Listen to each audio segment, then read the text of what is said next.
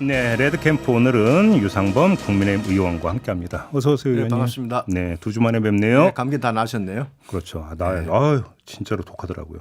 목소리가 안 나와서. 네, 고생하셨습니다. 지난번에도 보니까 뭐 힘들어 하시더구만. 조심하세요. 예. 요즘 독감 돌고 있다고 하더라고요. 그 지난주 금요일에 김기현 1기 지도부하고 윤석열 대통령 만찬을 했습니다. 네. 의원님도 그 자리에 가셨죠? 예, 같이 있었습니다. 제가 먹는 거에 민감해서 뭐 나왔어요? 뭐 한식 나왔습니다. 맛있었어요? 괜찮았습니다. 먹을만 했습니다. 아주. 분위기는 어땠어요? 분위기 뭐 다들 좋았고요. 네.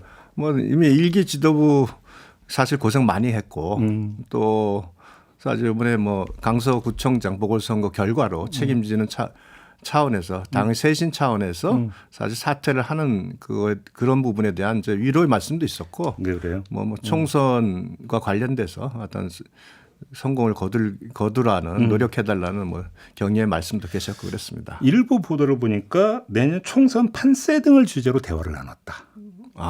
이런 보도가 있던데 맞습니까? 제가 머리가 나빠서 제가 한 말에는 다 잊어먹습니다. 에이, 왜 또 이렇게 피해 가시나? 뭐라고 하셨어요, 대통령께서는? 아니 정말로 저는 원래 제가 기억하는 게 선택적 기억력이 가끔 있어서 예, 그거에는 다 잊어먹습니다. 일부러 지금 그러니까 선택적으로 지금 망각 모드로 망각이 됐습니다. 이미. 좀 얘기하셔도 되는데 그럼 이거는 윤석열 대통령이 주변 인사들에게 영남권 중진 의원들이 나서줘야 한다는 취지의 발언을 했다는 보도도 있었는데 혹시 그 자리에서도 비슷한 얘기는 없었습니까? 뭐 제가 기억하고 있는 내용은 요 제 위로와 격려의 말씀엔 기억이 잘 안 나서요. 네. 그냥 다 빼시네. 섭섭합니다. 자꾸 그렇게 대답하시면. 알겠습니다. 넘어갈게요. 이게 모든 언론에 공통적으로 한 얘기라서 네. 여기서 더 할 수가 없네요. 그런가요? 네. 저희한테는 좀 편해하셔도 돼요.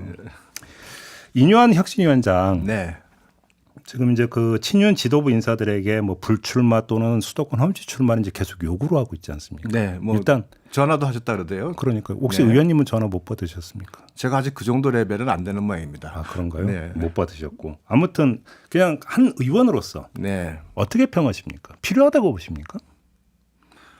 이제 이뇨한 위원장께서 지금 그 하시는 행보가 딱 보면 본인이 제시했던 통합과 변화 그리고 변화를 위한 불가피한 희생 이 세 가지 키워드로 이제 대변될 수 있는데 아마 지금 현재는 일종의 그 당의 중진 친윤 핵심에 대한 어떤 희생을 말씀하시는 건데 네. 아마 그 희생은 이제 저는 제가 생각하기에는 그것이 단순한 사지 출마나 결국 상대방에게 승리를 가져두는 모습의 그런 희생, 의미 없는 희생이에요. 속칭 개죽음이라고 하신 표현도 하죠. 예. 단어가 조금 안 좋지만. 그냥 X 죽음으로 하겠습니다. 예. 방송 심의에 걸릴 수가 있으므로. 네. 그래서 그렇지 그것을 이뇨한 위원장께서도 원하지는 않으시는 것 같습니다. 그러나 굉장히 당의 변화를 위한 불가피한 요청이기 때문에 뭐저 분명히 심도 있게 검토가 될 것이고 정책적으로 또 정무적으로 아주 다층적으로 검토는 될 것이고 당내에서도 그 부분에 대해서는 뭐 지속적인 논의가 될 것으로 생각합니다. 검토가 될 것이다라는 이야기는 여지가 충분히 있다는 뜻으로 이해를 해도 되는 거죠. 저는 어느 정도 여지는 있을 것으로 봅니다. 다만 이제 적절한 타이밍과 극적 효과를 올리기 위한 어떤 장면 연출 이런 게 더 중요하다는 말씀으로 이해해도 되겠습니까? 지금은 그러니까 쉽게 말해서 지금 혁신위원장은 제안이고요. 네. 이제 전체 그 당의 쇄신과 변화를 위한 제안이시고 거기에 대해서 수긍하는 모습은 결국 공천관리위원회가 출범을 통해서 결국은 이제 현실적으로 드러날 건데 그 시기가 바로 즉답의 형태로 나타나지 않을 거다. 예. 근데 예를 들어서 지도부는 둘째고 대표 같은 경우는 네. 본인이 어떤 그 출마해서 당선이 되는 것도 중요하지만 선거 전체를 지휘를 해야 되잖아요. 네, 맞습니다. 그런데 만약에 험지에 출마를 해서 뭐 불출마한다면 그냥 뭐 지휘하는데 뭐 큰 문제 네. 없겠지만 험지에 출마한다면 속칭 내 코가 석자여가지고 전체 지휘가 가능하게 되는 문제가 제기가 될 수 있지 않습니까? 그래서 제가 이제 말씀드린 심도 있는 정무적 전략적인 검토가 필요하다. 그런 고민을 할 것이다. 그 검토사항에 이게 들어간다. 뭐 여러 가지 다 포함이 될 겁니다. 그 말씀도 굉장히 중요한 부분이고 예.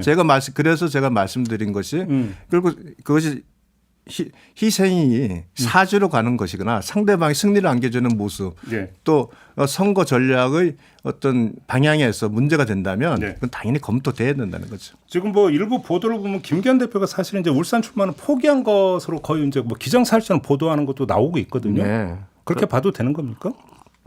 글쎄 뭐 아마 여러 가지 고민하실 걸로 알고 있고 김기현 대표께서 과거에 저랑 대화하시면서 네. 본인 스스로도 국회의원으로서 가질 수 있는 큰 영광은 다 이뤘다는 말씀도 하셨거든요. 뭐 당대표, 원내대표 다 경험하셨고 네. 또 선거 나와서 울산시장 또 역임을 하셨고 하는 과정을 말씀하셨는데 네. 저는 충분히 당과 어떤 국가 발전의 측면에서 이제 검토를 하실 거다 이렇게 생각합니다. 뭐 용산과의 상의 내용이 아닐까라는 질문은 안 드리겠습니다. 답변이 이미 예상이 되기 때문에 선거 관리는 용산의 몫이 아니다라는 이런 말씀하실 것 같아갖고 질문은 그래도 그런 건 물어봐 줘야죠. 네, 그럼 답변 주세요. 네, 선거는 당의 몫입니다. 아, 예. 넘어가겠습니다. 그 김포에 지역구를 두고 있는 두 명의 민주당 의원이 엊그제 기자회견을 해서 네. 이제 김포의 서울시 편입을 이제 띄운 게 김기현 대표 아니겠습니까? 네. 그러면 김기현 대표를 향해서 김포에 출마하라. 네. 이렇게 이제 그 요구를 했거든요. 네. 하나의 카드로 검토해 볼 수 있는 거 아니겠습니까? 어떻게 생각하십니까? 참 뜬금포죠 그거는. 사실은 그 결국은 본인들은 네. 김포가 서울 메가 서울에 편입되는 것에 대한 지역구 국회의원으로서의 입장을 밝혀야 되는 상황은 스스로 싹 벗어나고 네. 그냥 갑자기 김기현 대표의 김포 출마 전혀 연계점이 없잖아요. 근데 그러니까 본인들의 입장은 충분히 이해가 갑니다. 입장을 밝히지 못하는 그 상황을 이해를 하지만 그렇다고 해서 그런 식으로 그 제안은 우리가 통상적으로는 좀 적절치 못한 공격 방법이다. 근데 그럼 민주당의 공격은 빼고 네. 그냥 국민의힘 차원에서만 놓고 보더라도 김포의 서울 편입 카드가 상당히 중요한 카드라면 네. 김기현 대표가 그러면 또 수도권 험지 출마할 요량이라면 네. 그냥 김포에 출마해서 내가 당 대표로서 책임지고 마무리하겠다 편입을 네. 이렇게 그러니까 지역구 공약 내걸어서 출사표를 던지는 게 하나의 카드가 될 수 있는 거 아닙니까? 네. 뭐 모든 상상력이 다 발휘되고 있는 것 이건 같은데. 뭐 대단한 상상력도 아니고 거의 기본인 것 같은데. 예. 뭐 그 여러 가지로 결국 김포 카드도 누군가는 또 결정을 할 수 있겠지만 예. 아까 말씀드렸지 당 대표가 총선을 지휘하는 측면을 항상 검토를 해야 되는 상황이기 때문에 네. 뭐 하나의 10가지 수 중에 하나 정도로 우리가 생각할 수 있지 않겠습니까? 알겠습니다. 네. 근데 얼마 전까지 수석 대변인 지나셨잖아요. 네. 좀 확인 좀 해주세요. 그러니까 김포의 서울 편입 카드가 언제부터 검토가 됐던 거예요? 제가 박수영 의원 전 여의도 연구원장이랑 뭐 워낙 가까운 선후배 관계로서 오래 친분이 있고 이미 메가시티에 관련된 연구는 꽤 오래전에 얘기가 됐고 이 부분도 한 2달 전부터 검토가 됐던 사안입니다. 여의도 연구원 중심으로. 여의도 연구원 중심으로. 예, 거기서부터 이미 검토됐고 뭐 중간중간 보고가 됐던 걸로 알고 있습니다. 그리고 또한 김기현 대표에게. 네. 그리고 또한 김동연 경기도지사가 경기 특별자치도의 발족을 추진하면서 그건 꽤 오래된 과정이 있었지 않습니까? 그 과정에 김포시는 경기 북부도의 편입에 반대하면서 차라리 서울 편입에 대한 의견도 이미 그 전에 이미 제시가 됐었고요. 그러면 그게 2달 전입니까? 제가 한번 여쭤봤더니 한 2달 정도는 더 됐다고. 그러니까 아니 2달 전이라는 시점이 김기현 대표에게 보고된 시점입니까? 검토된 시점입니다. 검토가 예, 시작된 예. 시점입니까? 예, 아니 왜냐하면 보도가 너무 엇갈려서 4월부터 검토했다는 보도도 있고 보궐선거 지고 나서 그러니까 부랴부랴 검토 들어갔다는 아닙니다. 보도도 있고. 이거는 그 전부터 저도 정확한 얘기는 듣지 않았지만 이미 선거 전에 저도 이미 일부 살짝 들은 얘기도 있고. 그래서 그래요? 예. 그러면 여의도 연구원 지도로 정식으로 제대로 검토된 게 한 2달 전부터. 여의도 연구원 중심으로 이제 정책 방향에 대한 어떤 검토가 예, 이제 그렇습니다. 정밀하게 이루어져요. 네. 그럼 김기현 대표인데 보고된 시점. 그건 제가 알 수가 없죠. 그래요? 그러면 여의도 연구원에서 검토할 때 김포만 검토가 된 겁니까? 주변 다른 도시도까지 검토가 됐던 겁니까? 김포가 먼저 이슈가 됐었습니다. 그래요? 네. 그럼 여의도 연구원에서 연구 검토된 것은 일단 김포의 서울시 편입 이 한 카드만. 일단 그 부분이 먼저 논의가 됐고 왜냐하면 그쪽에서 먼저 김포시장이 또 서울시 편입을 주장하기도 했고요. 그런 과정이 다 있었습니다. 그래요. 공매도 이제 금지 결정 내려졌잖아요. 근데 다수의 지금 그 관측은 이게 결국은 또 총선 승부수 가운데 하나 아니냐. 그래서 국민의힘에서 결국은 계속 푸시를 해서 끌어낸 거 아니냐. 이런 그 해석이 대부분이거든요. 어떤 말씀 주시겠습니까? 공매도 문제는 특히 우리 1,400만 개미들이 지속적으로 문제를 제기해왔던 사안입니다. 네. 또 잘 아시다시피 지난 10월에는 BNP 파리바랑 예. 저기 HSBC 여기 불법적 무차입 공매도 부분에 대해서 이제 직접 전수조사 진행 중이고요.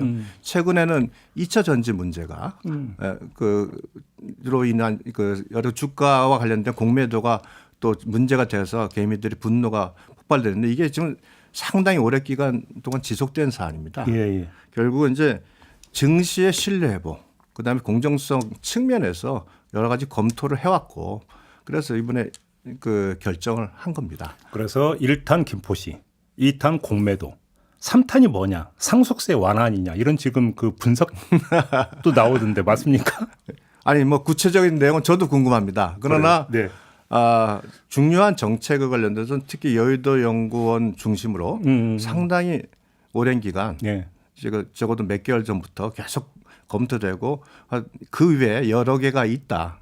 뭐 박수영 의원 전 여의도 연구원장 전 연구원장의 표현에 의하면 어떤 빅샷이 더 있다. 뭐 이렇게 저한테 지나가는 말을 했습니다만 구체적인 내용은 말을 안 하더라고요. 오, 빅샷이 있다. 네. 몇 개 있는지는 얘기 안 해요. 예, 말을 안 하죠. 좀 물어보시고 그러셨어요. 좀. 그럴 땐 또 대답을 안 합니다.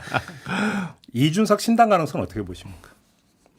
지금 현재 모습은 신당을 하겠다는 의지를 강하게 보이시는 것 같긴 합니다. 근데 그 사실은 이제 인요한 예. 혁신위원장이 주도한 대사면의 경우에 예. 그것에 대해서 사실은 본인을 도봉구로 그 노원구 출마를 출마를 하게 만들어서 낙선시키려는 음모론적 시각을 말씀하신 게 있어요. 이준석 전 대표가. 그것을 해석하면서 분노의 말을 표현해서 받아들일 수 없다고 했는데 신당의 성공한 예는 우리 정치 역사에서 사실은 YSDJ 이외에는 없습니다. 네. 뭐 모든 신당이 결국 사실상 와해됐거나 유명무실화됐고 그렇다면은 이준석 신당을 창당을 하겠지만 만약에 그것이 지역구를 출마하지 않는 모습의 신당 창당이 돼서 비례대표 표수를 통해서 비례대표로 국회의원이 된다. 그러면서 결국은 신당 창당을 해서 상대적으로 피해를 볼 수 있는 거는 민주당 후보는 국민의힘이 아무래도 피해가 좀 더 있지 않겠습니까? 그런데 이준석 전 대표는 몇 전에 바로 이 자리에서 만약에 신당을 만들면 비례는 안 한다. 비례정당 아니다라고 못 박아버렸거든요. 지역구 출마한다. 그러니까 그다음 공천한다. 이렇게. 글쎄요. 지금 현재 그 비명계의 합류 가능성도 암시했습니다만 어제 저희 정보위에서 이제 비명계의 대표적인 그 인물인 이원욱 의원과 같이 이제 정보위 하면서 제가 물어봤습니다. 그래서 비명계 합류 얘기가 나오고 연락이 된 거랬더니 이원욱 의원은 그러지 않아도 그 보도가 나와서 자기 주변에 있는 비명계 그 사람들과 연락을 취했답니다. 그랬더니 전화 받은 사실도 없고 뭐 같이 만난 사실도 없다 이렇게. 이상민 의원은 만났다고. 예, 그러니까 이상민 의원을 만난 걸 가지고 그렇게 말씀하신 것 같아요. 한 명. 근데 아마 그런 것 같습니다. 그래서 우상하 그 의원께서도 아마 다른 언론에 나가서 그거에 대해서 조금 인용하지 마세요. 그건 인용 안 합니다. 심의에 걸립니다. 네. 뭐 그래서 현재 본인의 의지는 있는 것으로 보이나 현실할 가능성에 대해서는 뭐 저는 다소 그리고 그 영향력이 우리가 생각하는 것보다는 그렇게 크진 않을 거다.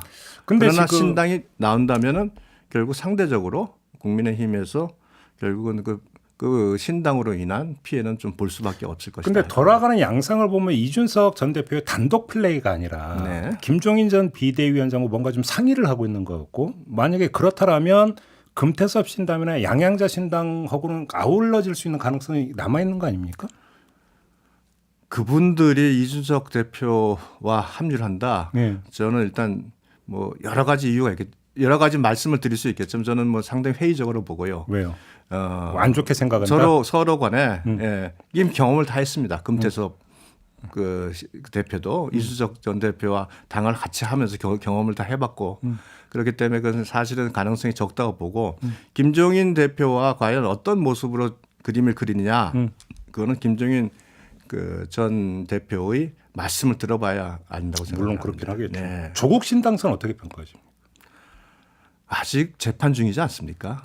본인께서는 지금 그 재판 결과에 대해서 상당히 그 본인의 호소를 받아들이지 않는다는 모습으로 지금 재판 불복의 형태를 보이시는데 과거 그 조국 교수가 국민들한테 했던 말씀 그 재판 결과를 따라야 된다고 늘 강조하고 많은 비판을 했던 모습과는 전혀 상반된 모습이죠. 그리고 일단 재판부터 받아라.